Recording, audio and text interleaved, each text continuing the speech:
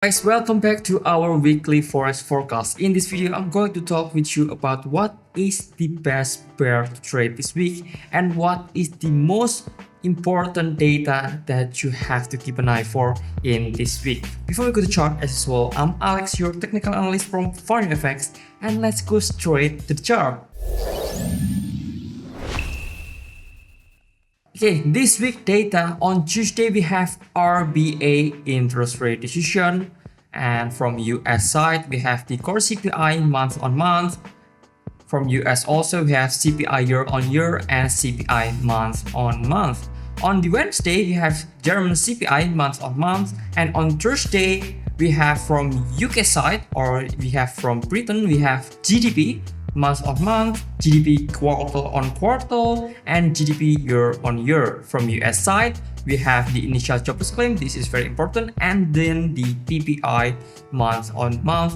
The PPI itself is going to be the leading indicator for the Fed to determine its rate cut. Okay, and for Japan, we have GDP quarter on quarter.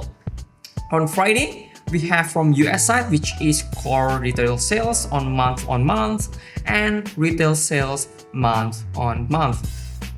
Well, this week we have so many key important data, economic data, that you have to keep a look for, rather than in the last week. We have only maybe two on last week, but in this week we have plenty of data.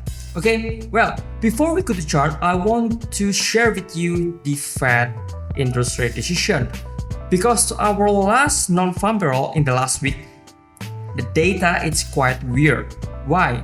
Because the last week data show revised very steeply. Quoted from the CNBC that we lose about US lose about 258,000 from previous announced level. This one is combined from June and May totals. Okay, and well, the Fed should have looked this, because the employment data is not that great for July and June for the real actual data. Okay, and in the meeting, FOMC meeting, in the last previous week, I think, yep, last previous week, the Fed say, and the chair Powell says that it's not quite relevant if we use non-farm payroll data or employment data.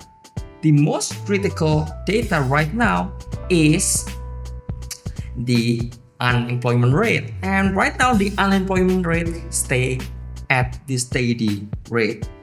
But from CME Fed Watch right here, that September the Fed will likely to cut rate to 400 until 425 basis point, which is 91.9%.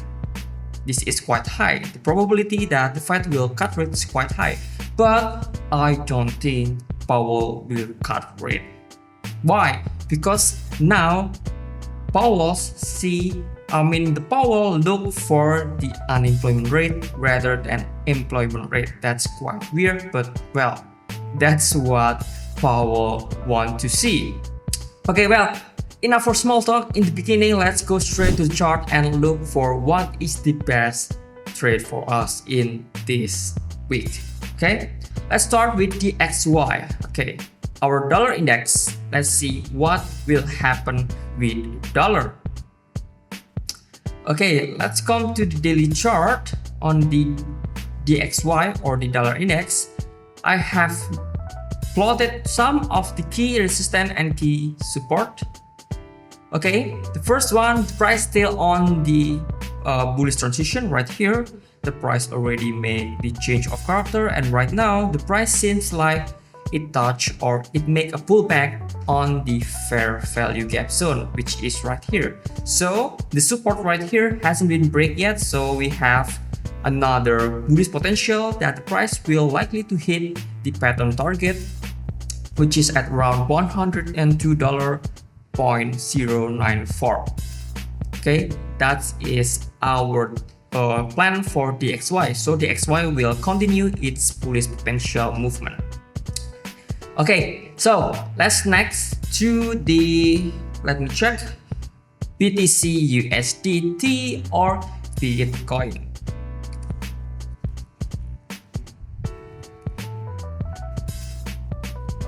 Okay, let's see here. The Bitcoin still move in the bullish momentum, but before it touched our demand zone, the Bitcoin price have already started going to the upside momentum. But this is the major warning sign, because right now the Bitcoin price have touched the supply zone, and this supply zone is quite big because it was in daily chart and it's quite long. The sideways momentum right here, the base formation or the consolidation formation is quite big.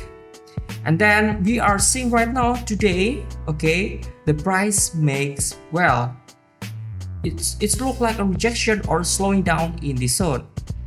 And that's why we want to wait and see on Bitcoin right now. We want to see that if you want to option for buy, it is better for you to wait for the price to touch the demand zone, which is at around here, which is at around $110,529 until $105,127. That is the most optimal price for you to start buying Bitcoin. But disclaimer on, you should have not buy with my own advice because it was for educational purpose and you want to do research on your own, okay?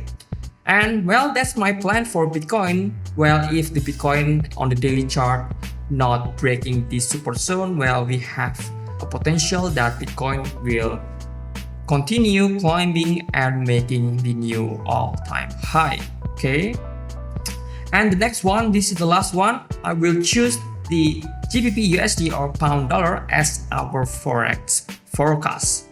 Let's see on the pound dollar. The pound dollar on the daily chart has been confirmed that the trend itself moved in the bearish momentum, okay? The pound dollar right here already moved and validate its bearish momentum. Right now is the price is going to touch or make a retracement or pullback on the supply zone as of course resistance, because the supply zone near the resistance zone right here. And then if you are already seeing that the price make a rejection on the supply zone, you can option for sell position. And the support is our take profit target, which is at around 1.27093, and it was prior strong support right here, okay?